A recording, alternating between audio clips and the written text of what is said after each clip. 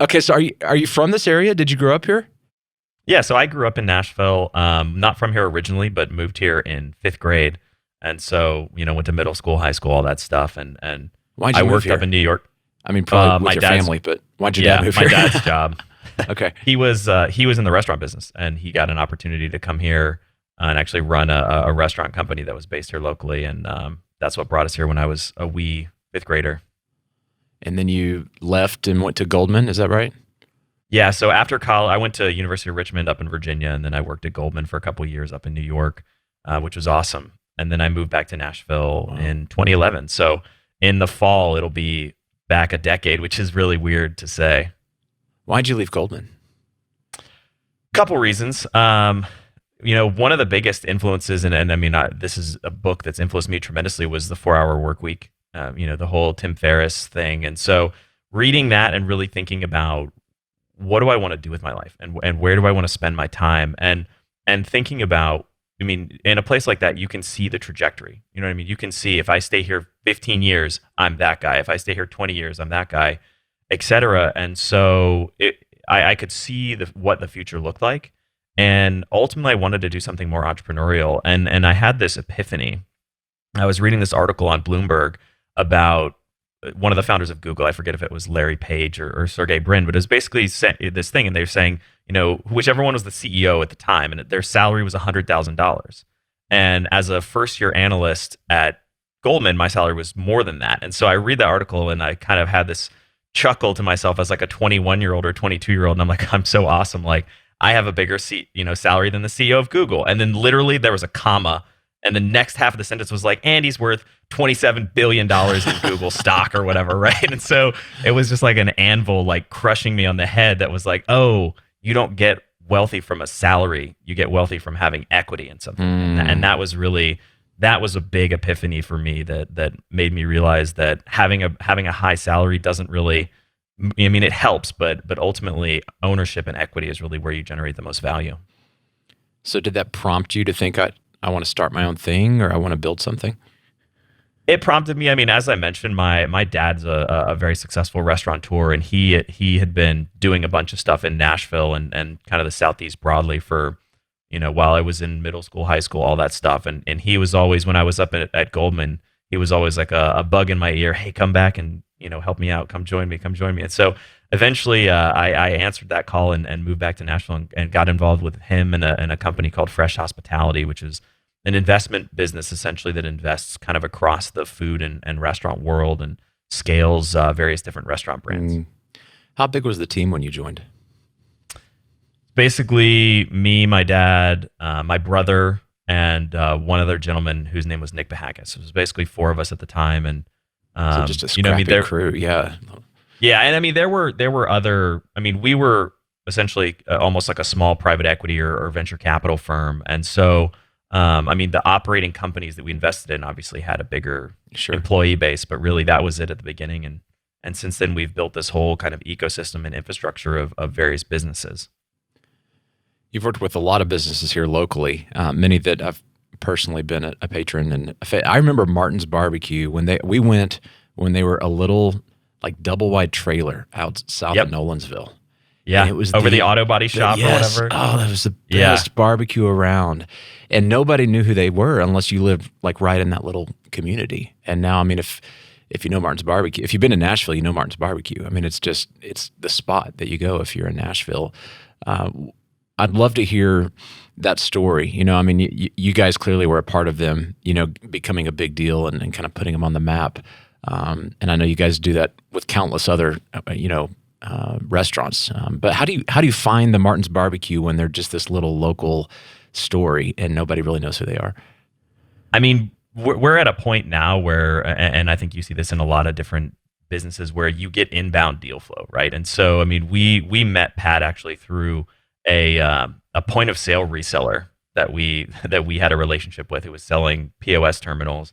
And he said, hey, this guy's got a really cool thing. You should go check it out. And so we went and just had lunch there, checked it out, and got to know him, and helped partner up from day one when they were back over that little auto body shop. And our whole thesis for how we invest in a company, specifically within the Fresh platform, is we have this whole ecosystem that we've developed over the last decade or so of everything from technology to accounting to real estate expertise, marketing, the whole suite of services that sit around a business. And we go in and we provide them growth capital, but we also provide them what we call our intellectual capital of all of those different things to help them scale up. And so, we plugged that infrastructure in and really helped him first identify a great site, and that was their store in Nolensville that they moved to. That was across the street, that kind of bigger flagship store, and then started very strategically looking at, hey, what are some other great opportunities for this brand? And really one of the biggest strategic decisions we made at Martin's was we ultimately decided that we needed to have a presence downtown. And to truly be a competitive player in the Nashville barbecue space and plant our flag, so to speak, we needed something downtown, and that's how we ended up ultimately finding the property at Martin's. We call it Rutledge, but the downtown Martin's barbecue, and that's we jokingly refer to it as the mothership because it's this behemoth compared to the other typical Martin's stores, but it's been a really great component of that business. What do you find, that business owner who's got a passion, in this case, for barbecue, and it's just kind of all they've ever known, and they're taking care of their team, they're taking care of their customers, they've got something really special, but they don't have all this other stuff that you guys brought to the equation. What have you noticed about that gap? It's extremely common, and both specifically, it's almost worse in the restaurant industry in some ways, because if you think about a restaurant, we look at them, restaurant operators or restaurateurs, in many cases almost like you would look at a musical artist, somebody who's super creative.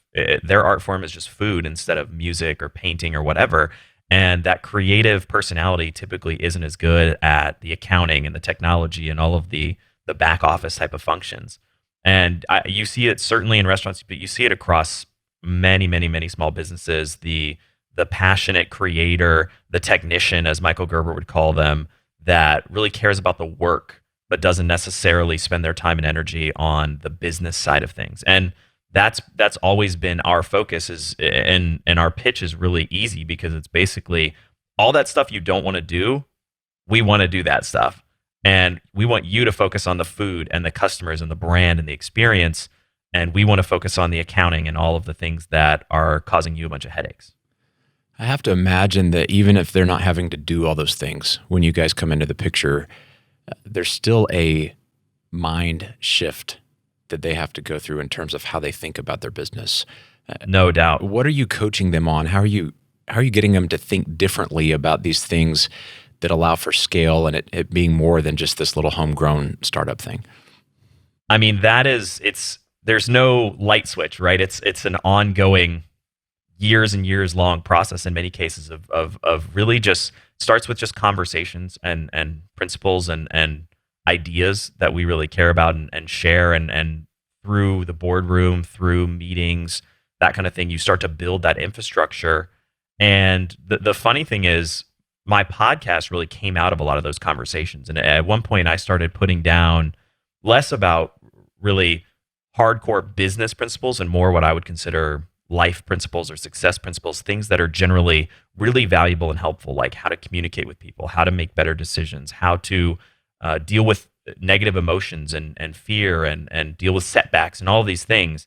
I created this PowerPoint that I used to sit down with business partners, and I would say, hey, let's spend an hour or two and just go through these ideas, because I think they're really important, and I want to make sure you and I are aligned about how do we deal with a tough situation, and how do we deal with a communication breakdown, and how do we deal with these things.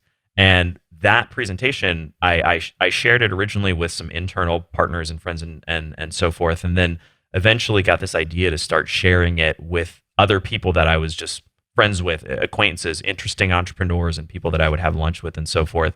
And shared it with a friend who had the website and ended up convincing me. He's like, you should turn this into a podcast. And 6 years later, that's how the seed of the podcast got started. And it's, all the principles and ideas that have flowed into that show really came out of that question of how do we teach these fundamentals and these things that you don't learn in school.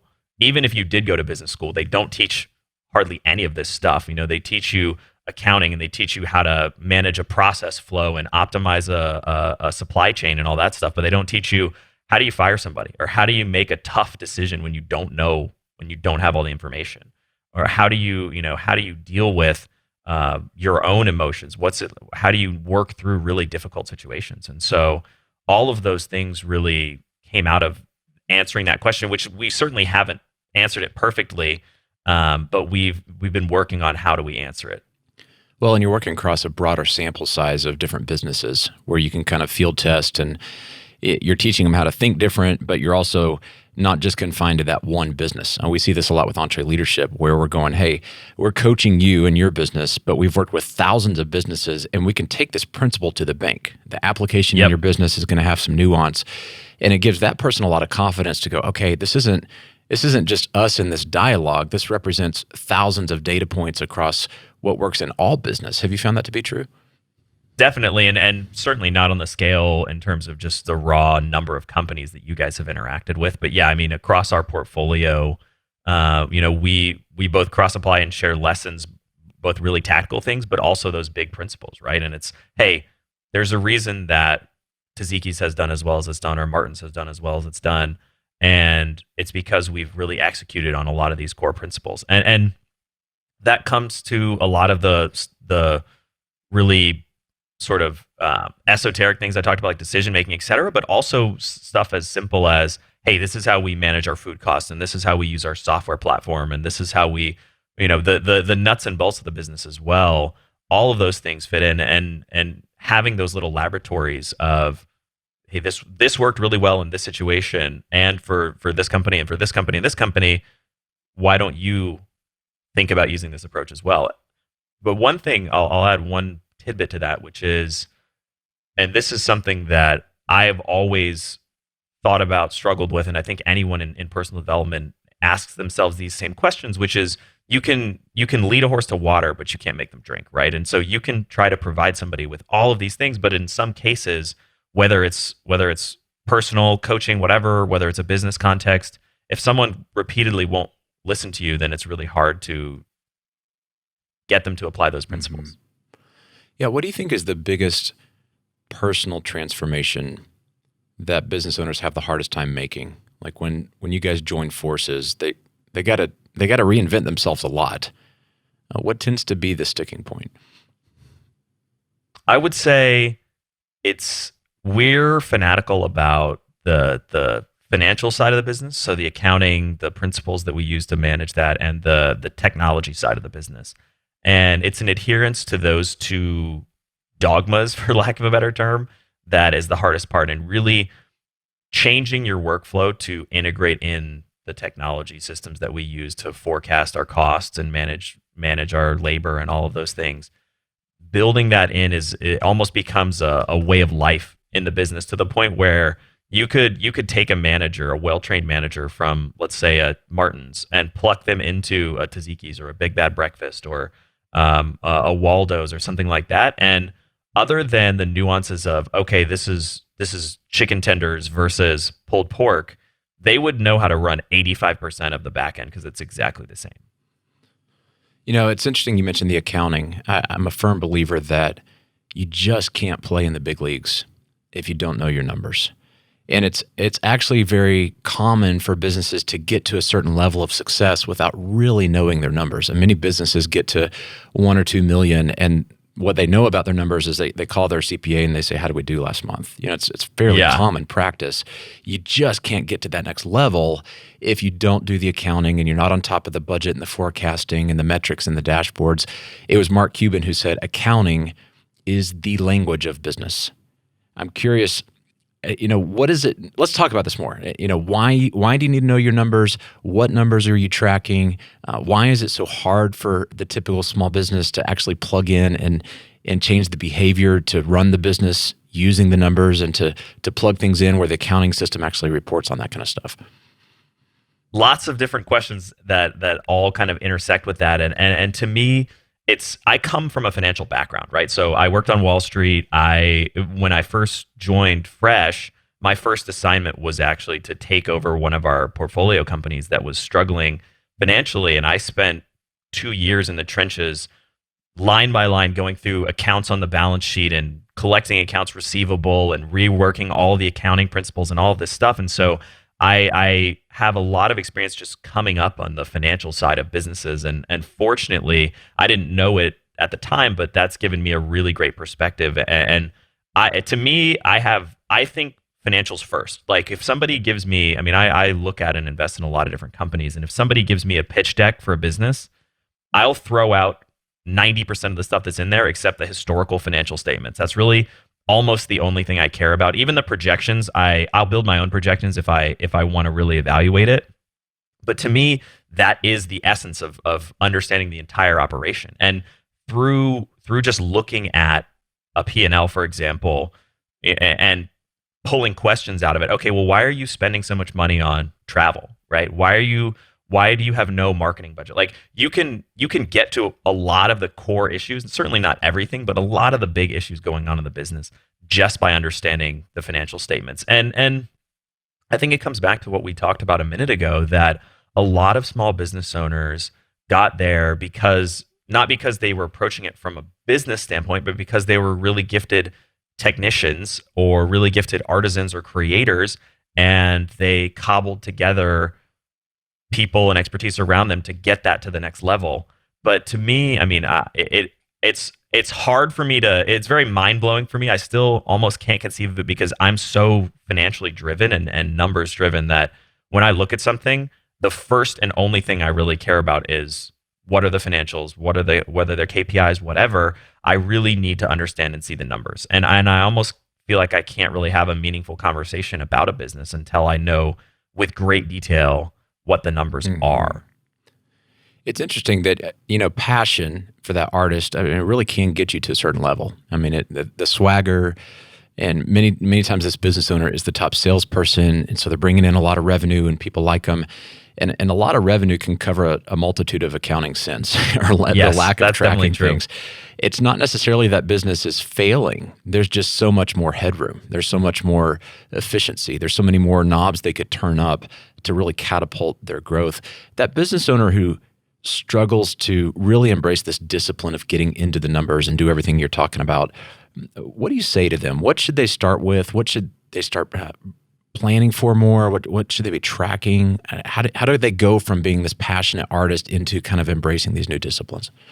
I think at some level you have to lean into your strengths, right? And so I don't know that if you have a certain skill set, you're never going to be the CFO of the company, right?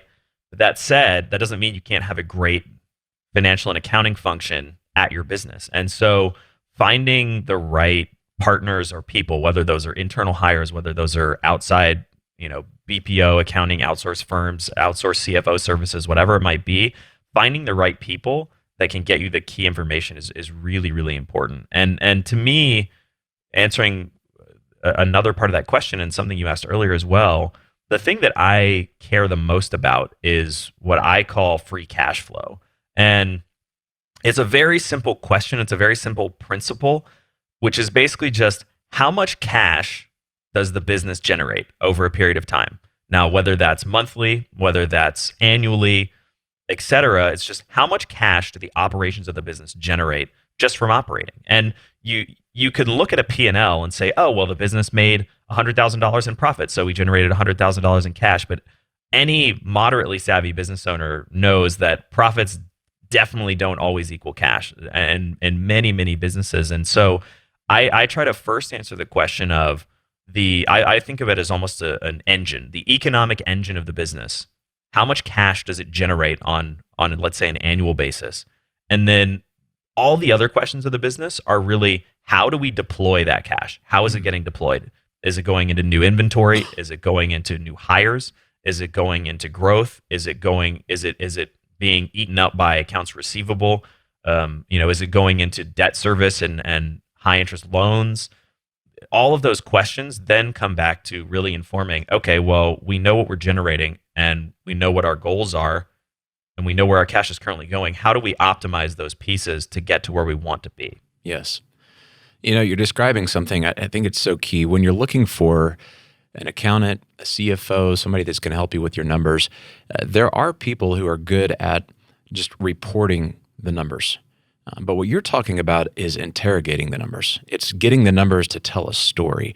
Say more about the difference between just pulling reports and actually using the data to be Sherlock Holmes and dig into the business.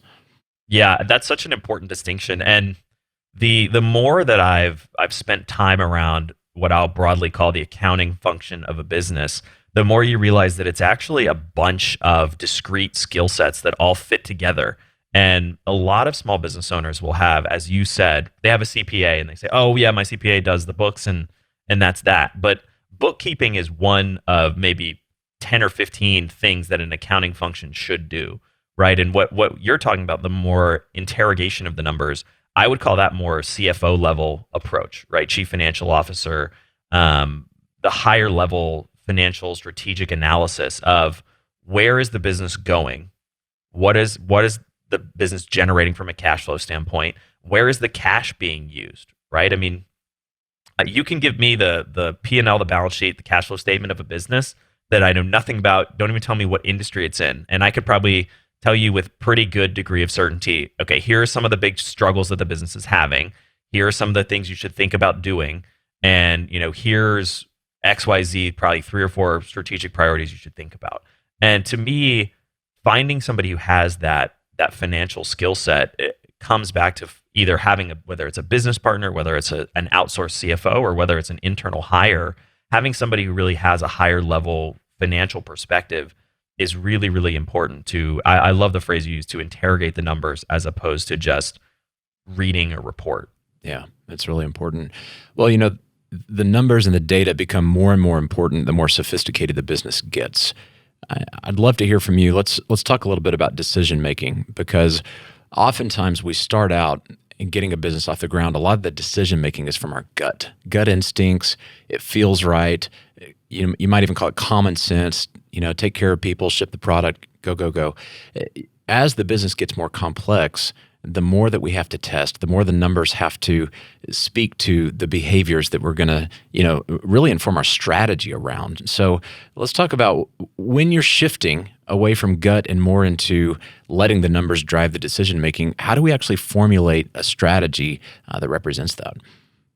Yeah, that's a great question. And I think to me, decision making is a field that has a lot of different facets, a lot of different avenues for really thinking about it. And the funny thing is, and this ties into a principle of decision making, which I'll talk about in a second. But I would say any business, almost regardless of the level of complexity, you can usually distill the core economic drivers of the business easily into one page or less. And really, I mean, you can drill down to departmental levels, all this stuff. But I mean, even publicly traded massive companies, you can distill the core drivers, the things that really matter in most cases, to a few key numbers and kind of a core really understanding. I mean, and that's, how do you define a core driver?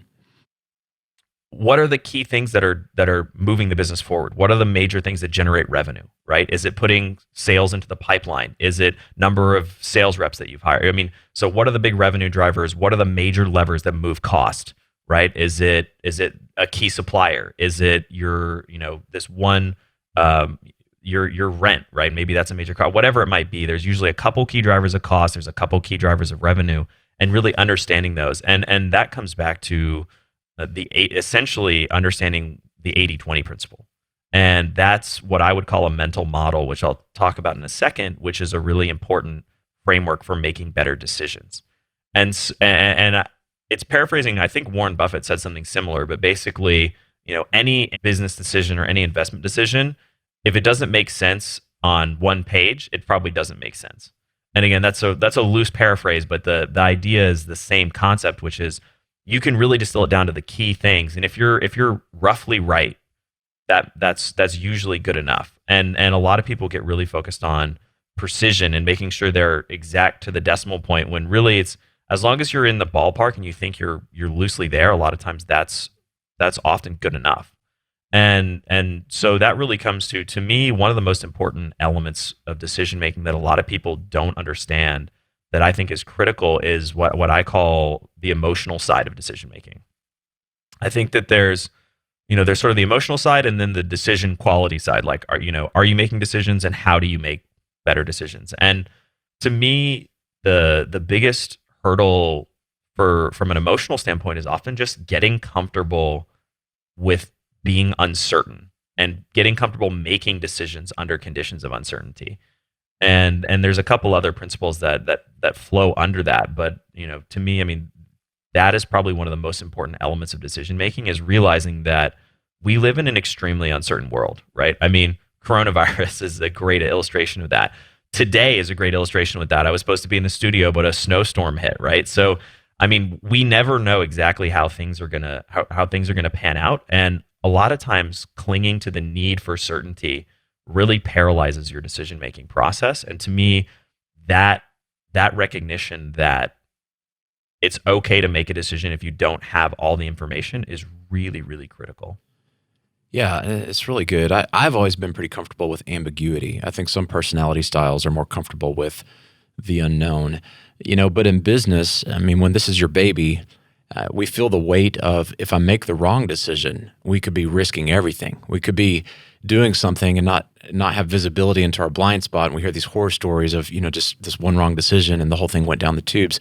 How do we balance the uncertainty and embracing being comfortable with uncertainty, but still good planning and minimizing risk? Yeah, that's a great perspective. And the short answer is it's a lifelong process, right? Nobody ever fully has an answer to that, because it's truly a life's work to figure out how you can become the best decision maker possible and how you can make really difficult decisions. And Jeff Bezos has a couple frameworks that I like to work into my own decision making process that I think are really helpful.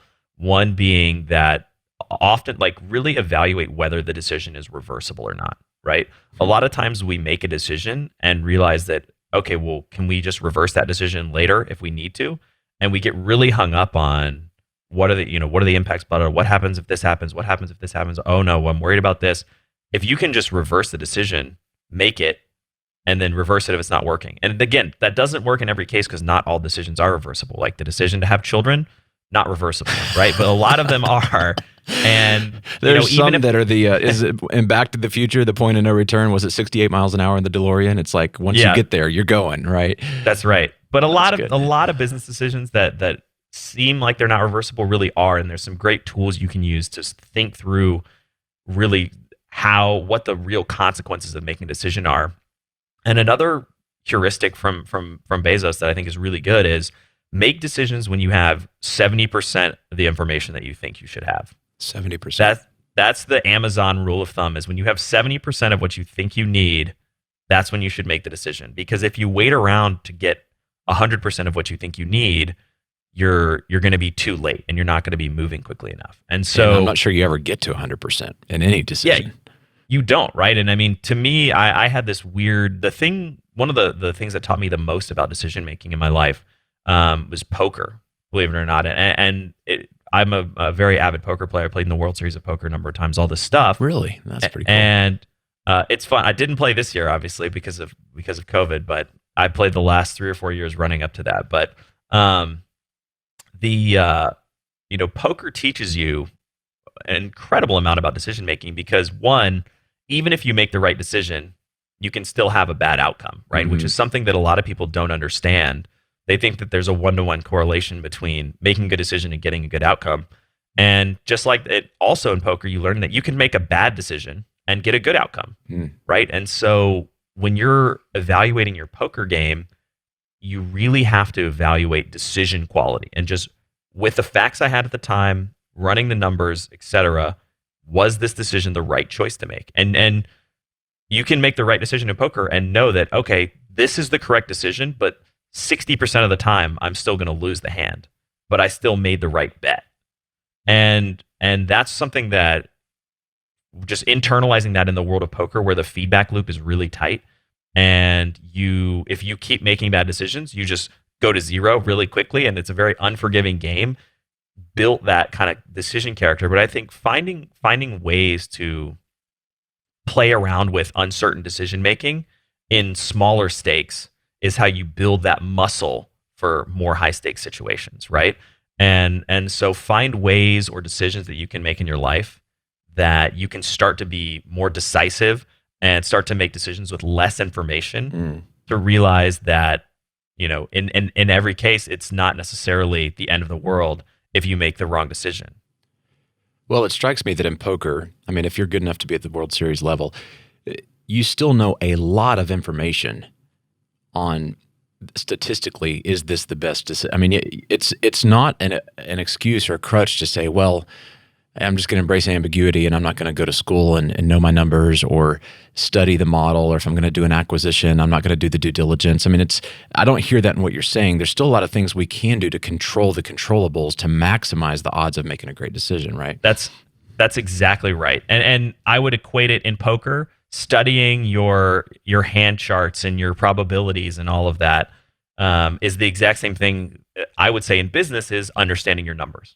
Right, understanding the financial model, and this touches on something we talked about a second ago, which is you don't have to build this crazy complicated 20-page Excel spreadsheet to see if a decision's a good decision. You can probably get pretty close to whether or not it's a good decision just with a couple numbers and on the back of a napkin in most cases, or maybe a simple model that you build in Excel or something. And obviously not every decision can be modeled, right? Like if you're dealing with a problem employee or something, an Excel spreadsheet is not going to solve that for you. But there's a lot of ways. I mean, we're talking about strategy type decisions. Yeah, right. Exactly, right. There's a lot of big models. business decisions that you can make with some quantitative support and a realization that you want to stack the odds in your favor, but know that you can never control the outcome of the odds, whether it's in poker, whether it's in life, whether it's in anything. And that's a really important lesson to understand, that you have to be able to make decisions knowing that it could break either way, even if you make a perfect decision. I want to hear what you think about experience and decision making. It's funny, we're talking about this snowstorm, and yesterday we're at home, and I've got a new 4x4 truck. It's beautiful. It's expensive. It's got all the bells and whistles. It's something that I've dreamed about, and I got it for Christmas for my wife. And I've had vehicles in the past where I've gone off road and really torn stuff up. I've had Jeeps, I've had trucks, and so we've got this snowstorm. And my brother was over, and we were talking about, hey, should we go out and spin donuts in a parking lot in your truck? And it was just kind of one of those like, no, not this time. And we started laughing and telling stories about, he said, every time I've been with you in a snowstorm, we've always torn up something on your vehicle, and it's cost you like thousands of dollars. And, it struck me that my courage or, wisdom, if you will, to not go out and spin donuts in the parking lot like a 16-year-old kid in my new beautiful truck, I don't know that I would have that conviction had I not torn up a lot of trucks before. Like there's something visceral in that moment. I was like, no, I'm not this truck. This was too nice, and I'm very likely to do something that I'm going to regret. Do you think you have to experience some failure and pain to develop that wisdom, that sobriety, the conviction to say, no, we're not going to go this way, or we're going to wait a little longer and do some more due diligence? I love that you use the term wisdom, and that's a fantastic question, by the way. But I think wisdom is really what I think about, instead of just experience, which I think is important. But in some decision criteria, experience can actually be can actually hamper you, right? And so having wisdom or perspective, having the ability to step back and really understand how things fit into how the relationships fit into each other and connect, and the broader context of a problem, those are some of the really, really important elements of making good decisions. And as with anything, the answer to really any good question in business is it depends, right? And so it depends on whether experience is useful. In a lot of cases, it's incredibly useful. But in a lot of cases, it can mislead you or sabotage you. And there's a great book called Range by David Epstein. I don't know if you've ever read it or encountered it, but he talks about this idea that in a world, this is less necessarily about experience, more about expertise, but obviously they're very interrelated. But in a world where everybody's increasingly siloed, and we have all of these experts, and we have all of the knowledge in the universe essentially at the tip of your fingers, the skill set that becomes really valuable is being able to step back and take a broader perspective and connect dots that are seemingly not connected, And if you look at people that are innovating in an industry or bringing some breakthrough, a lot of times that breakthrough is a direct result of not having the ingrained mindset of whatever that industry is, right? And so everything from Elon Musk with SpaceX to Dyson vacuums, all kinds of different examples of people who came into an industry they had very little experience in, and as a result of not having that experience, they ended up creating a massive innovation. And so it's a double-edged sword. I mean, in a lot of cases, that wisdom and that experience can be super helpful, but sometimes wisdom can come from a lack of knowledge or a lack of experience in some contexts as well. Well, sometimes we live so close to our stuff that we don't see it. My friend Donald Miller talks about this idea, the curse of knowledge. And he consults with, people on their own homepages, their landing pages. He'll come in and say, hey, I can't find where to click to get more information. And they're going, no, it's right here. And, they see it because they built the page and they know exactly where it's at. And it's interesting. I recently stepped away from, I built the EntreLeadership area inside Ramsey, and I was the first employee. And for 15 years, it's all I worked on. It's all I knew. Built the team, built the brand, was kind of at the ground floor. Thank God I had good timing because I'm not smart enough to qualify for that role if I was coming in from the outside today. But I recently was going through a transition in the organization and stepped away from that role, and a new leader came and stepped in the seat that I was in. And I said, hey, you're going to see a lot of stuff that I wasn't doing right. And he's going, no, I'm sure. I said, no, listen, trust me. I've stared at this stuff for so long, I can't see it anymore. Like, it needs fresh eyes. It needs someone to come in with new perspective to go, why are we doing that?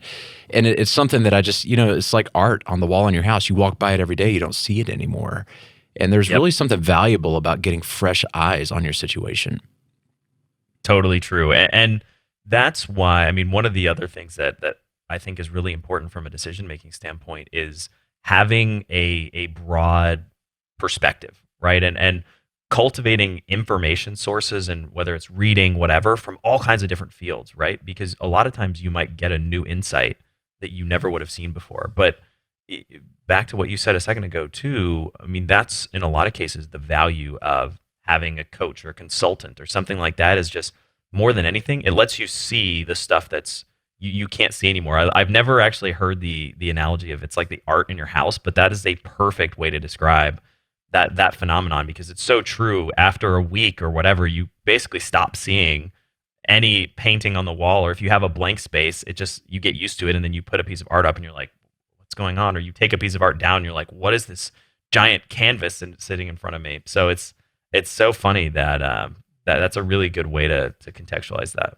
Well, I think, and I've heard brain scientists talk about this, that our brains are designed to conserve calories. And so anything that's familiar, it's a primal thing to say, I'm only going to focus on things that are new, that are moving, that are a potential threat. And so our physical environment, we get desensitized to things that are there almost as a primal instinct to say, we got to put as many calories, as much energy as we can into the things that are potentially going to keep us alive, right? Or keep us safe. And I think the same is true with our businesses. I imagine when you guys come in and you work with these small, restaurants, and you're bringing in your team to wrap around them, you guys see all kinds of things that they've been staring at for years, and you're like, why is this? And they don't even realize it because they've been so close to it.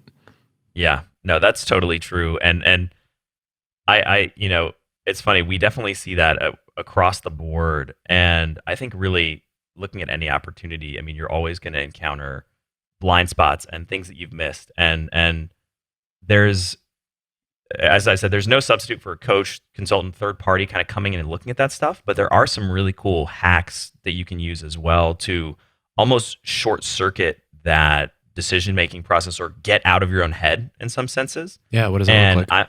I'm a big fan of journaling. And to me, there's a couple different avenues of this.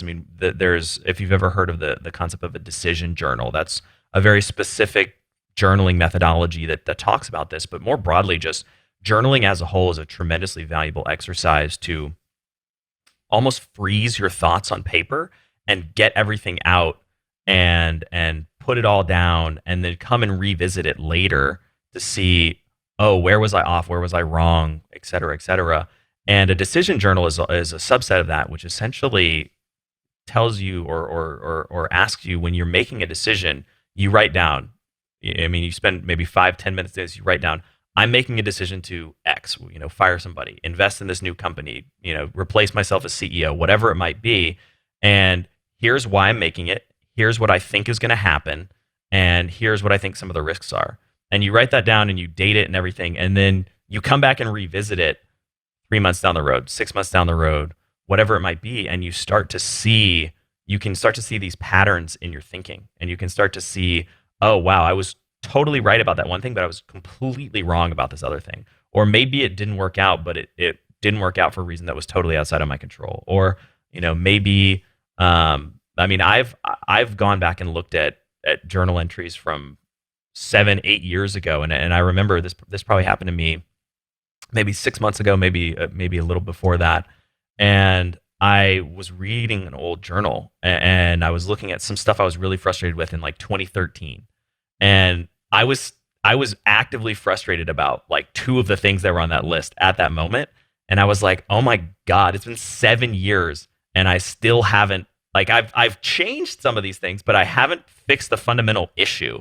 And it's just, that was like a lightning strike, to see that and come back and say, like, I have to do something about this, because when you're just stuck in your head and you don't freeze your thoughts on paper, you just think, oh yeah, it's something I've been dealing with for a little while, but like, I'm and whatever. It hasn't been an issue for that long. And then you go back and see a journal from 7 years ago and you're like, man, I'm still dealing with that same issue. I really need to figure out something that I can solve that. And bringing that back to business decision making, I mean, it's a really valuable tool to improve iteratively your own thinking and create that space, right? That distance, that ability to see your own art again, essentially, because when you take time out of the daily reactivity of your life, you know what I mean? We were all flying by the seat of our pants, and you got a customer call, and you got this, and you got to put out this fire, you got to do the X, Y, Z. When you set aside 30 minutes to say, hey, I'm going to write about what are my big goals, and is what I'm doing even aligned with those or not? Yeah. Right. I mean, that's huge. Simple stuff that can tie that in. I'm such a fan of journaling. I mean, it's one of those things that I would say has changed my life. I mean, a lot of what you're saying I've experienced, and I've experienced both sides of what you're talking about. I've had that experience where I've gone back in 5 years. I'm like, oh, I still haven't addressed this core issue with me. I just keep kicking the can down the road, but I don't see it in real time because it manifests in different situations differently. But then at some point you pan back and you go, okay, this thread has been true in all of these experiences. I've got something I've got to confront in myself.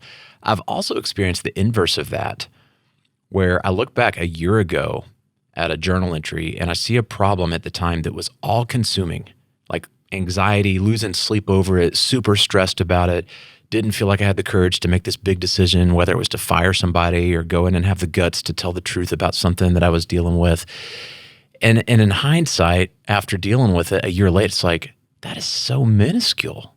That was not a big deal. And it took so much of my energy at the time. And I find that I draw confidence out of that the next time I'm facing something that feels all consuming, to go, hey, you've been here before. You've been here before, right? And in a year from now, it's going to feel really petty. So just go ahead and roll with it instead of losing all the sleep and the anxiety around this particular issue. Have you had that experience?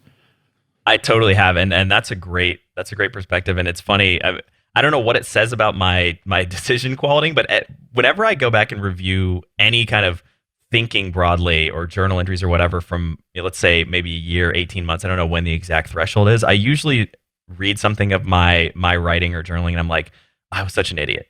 I was such an idiot. Like, I had no idea what I was talking about. And then it's like every 18 months that I go back and I'm like, I had no idea what I was talking about. Right. And then the problem is, I know, like, you intellectually know, okay, so when I go, like, the things that I think are really important or the things I'm concerned about or I'm losing sleep over now, in 18 months, whatever I think now, I'm going to think I'm an idiot. So it's like, how can I fast forward that? And there's a really cool journaling exercise I've done once or twice, which is around that question of basically pretending to meet your future self and get advice from your future self to try and, short circuit that process. But it's like, what am I doing now? What am I working on? What time wasting goals do I think I should be spending time on that I really shouldn't? What am I really frustrated with now that when I look back, I'm going to be like, you shouldn't have been doing that. You shouldn't have been wasting your time on that. And that question is one that I think about a lot. Yeah, I love that. I'm going to try that exercise. I haven't done that. You know, as we're talking about decision making, we've mentioned that it's kind of like a muscle that you grow and it gets stronger. But there's this paradox that in business, the more success that we have and the bigger problems that we solve, our reward is we get a bigger problem to solve. And so that's kind of like, true. do you feel like decision making is one of those things that you get better at it and then eventually all the decisions are kind of easy, or does it just rise to meet the occasion of the next big challenge? I think that to me, there's no doubt at all that the higher up you move, you just have bigger problems. You know, we talk about it. One of the companies that I'm invested in and very active in has grown tremendously over the last year or two. And, you know, I talk to the CEO all the time and you know, we say level up, devil up, right? Like we're always dealing with newer, bigger problems, but in a good way. But so I think that dynamic is certainly true. But I do think that decision making is an iterative skill that you can build on. And I think that the stakes get higher, but your ability to be comfortable at the high stakes is something that you can train, something you can improve. Not to know that the answer is always going to be clear, but to be comfortable that your methodology is getting better. You know what I mean? And that your process is improving and that your decision quality is improving. And it comes back to the really important caveat that we touched on earlier, which is just because you make a great decision doesn't necessarily always mean that you're going to get a great outcome. And understanding that's really important because it goes both ways. Like you can make a terrible decision and get a really good outcome, right? Which happens all the time. I mean, every single day you can see that happening across Instagram, across people's lives, all sorts of things. And so really trying to drill down on decision quality, I think is huge. And I do think that while the problems get bigger, I think that you can build confidence in your ability to make decisions at higher stakes by just improving that process over time. Yeah, I agree.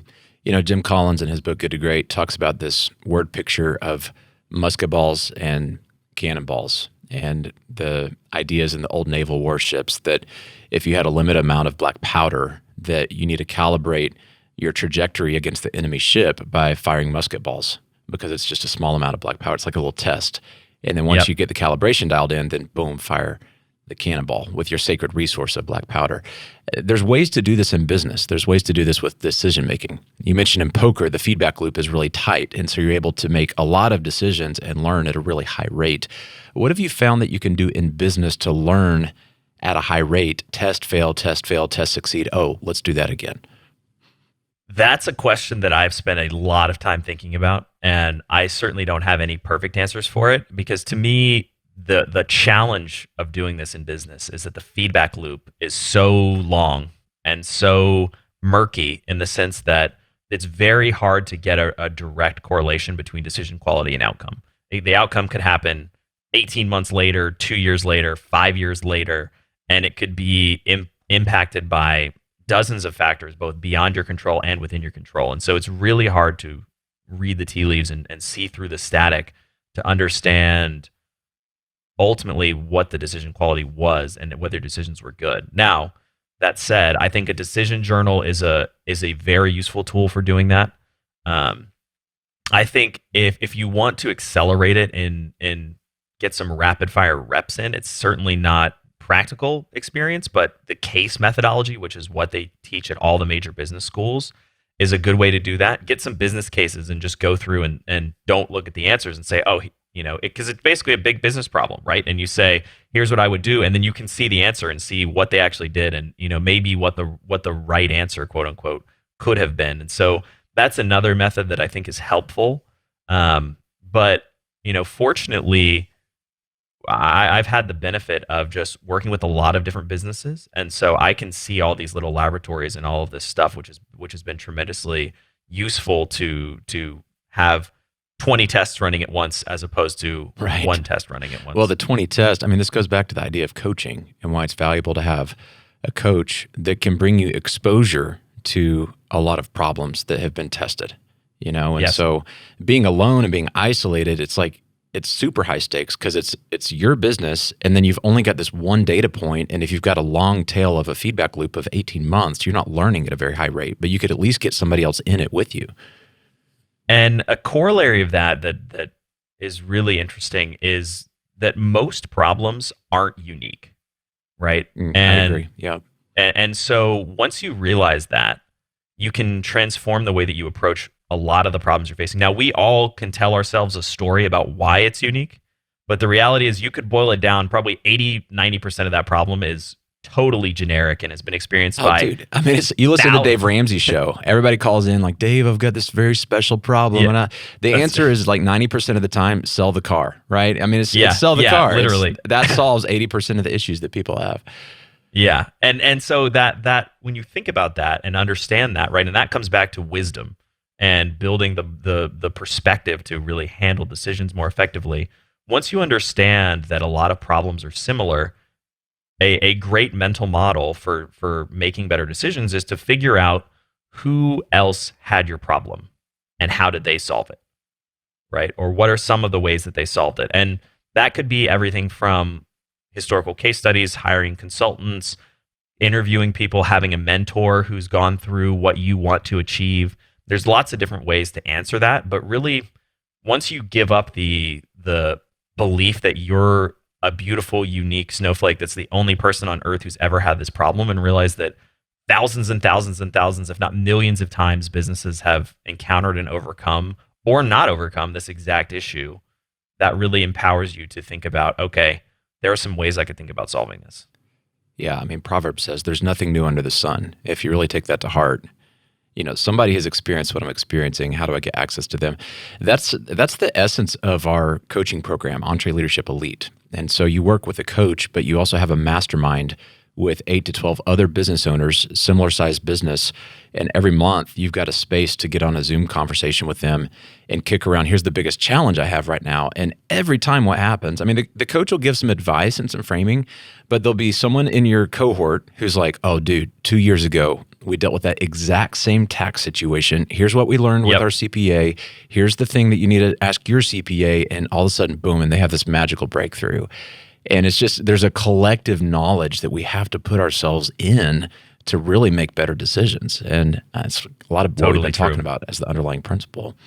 What do you do, like with your group, how do you keep yourself as a leader plugged into other sources of wisdom and knowledge when you're busy running? I mean, you're feeding into a lot of the businesses and entrepreneurs that you guys have invested in. How do you make sure that you're getting fed and that inflow is coming into you so you can pour out into others? Fortunately, I mean, the Science of Success has been a hugely helpful vehicle for that, because if nothing else, it's enabled me to interview 300 of my favorite authors and experts in any topic area that I'm interested in. I'm like, let's go find somebody and interview them about that. So that helps me feed my own knowledge. But beyond that, I mean, I'm a voracious reader, and I'm constantly reading about all kinds of stuff. And one of the themes we touched on briefly earlier was this idea that range is really important, right? And that book by David Epstein, fantastic book, but it touches on these notions of you want to pull from kind of weird and disparate and broad sources a lot of the time, because you're going to get some piece of inspiration that you might have never seen before if you're just reading the 17th book about the industry that you're in, right? And so finding diverse and broad sources of information is really important, and that includes fiction in a lot of cases. And I think reading fiction, I read very widely, and I read all kinds of stuff, and I'm constantly I'm reading like 4 books right now, and to me that is a really important way of feeding your mind. And I'll say something that one of the pillars of wisdom, one of the pillars of knowledge, and comes back to how do you teach yourself to make better decisions, is to build on knowledge that doesn't change or changes very slowly over time, and try to master Elon Musk calls it the tree. If knowledge is sort of a tree, you want to master the trunk and then the big branches before you get into the leaves. And so I spend very little time on what I would consider ephemeral or rapidly changing types of information. Things like I virtually don't read the news. I consume very little news. I spend virtually zero time on social media, and I spend most of my time I just finished reading a book that was written in 1960. You know what I mean? And now, certainly not everything I read is that old, but it was a classic book that is super well acclaimed, and it's this big history tome basically, and it's really interesting and has a lot of lessons. And so, to me, it really comes back to feeding your mind quality information and information, and this is the way that the brain works. A really interesting component of human knowledge is that because of the way neural connections and so forth work, the more you know, the more you can know. And knowledge, you don't have a cap on how much information you can learn in your brain. The more knowledge you have, the more you have an existent neural structure that new knowledge can clump onto. And so building, and if you build with those big tree trunks and those big thick branches and those big principles, then it's easy to glom information on, because if you understand some of the cores of, let's say, psychology and human behavior, right, and what influences people and causes them to make certain kinds of decisions, and whether those are buying decisions or whatever, those principles, like Robert Cialdini's book Influence, that's probably one of the best marketing books you could ever read. It's a psychology book, and that's 100 times more useful than reading 10 blog posts about 9 Facebook hacks that can triple your optimization rate. Like that kind of stuff is much less helpful when it really comes to building knowledge. Why do you think we underestimate things that are closer to that tree trunk? I was with somebody the other day, a business owner, and they were going on and on about this book that I had not heard of. I said, oh my gosh, it's this and this. And they were telling me about the author and just this unique angle that he has on perspective. And then I said, I got to get this book. And what is it? And he said, well, it was written in the 80s. And something in me was like, oh, well, it can't be that good. Like as if because it was written 40 years ago that it's less valuable. Like we tend to really gravitate towards new and novel somehow being better, like at the bleeding edge of, why is that? I mean, you touched on it earlier. It's evolutionary psychology, essentially, right? I mean, we're drawn to new, flashy, novel, interesting things, and we take for granted a lot of the art that's hanging up in our house that we walk by every single day. Yeah. So it's really a discipline to get deeper into the trunk, to go back and not be distracted in the flashy world of all the things on social media and the news. That's really swimming upstream. I mean, 99%, no doubt, of our society is whatever's fed up for us that day in our social feeds is really what dictates what we consume. Yes, and that's been, I mean, I'm sure you've heard of things like the social dilemma and that kind of stuff. But I mean, as I've both interviewed experts about these things on my own show or whatever else, and just started to learn more about it, the less time I spend on, I mean, I have a 5-minute aggregate cap per day on social media on my phone. And that's across, so that's like 2 minutes on Twitter, 2 minutes on Facebook, and 1 minute on Instagram, and I'm out of time. You know what I mean? And so to me, it's set a really time limit important. on the app where it blocks it's whatever it's called on the iPhone. I forget. I've done the same thing. I had to do it. I thought initially, I'm just going to be disciplined and only check for 10 minutes a day or whatever.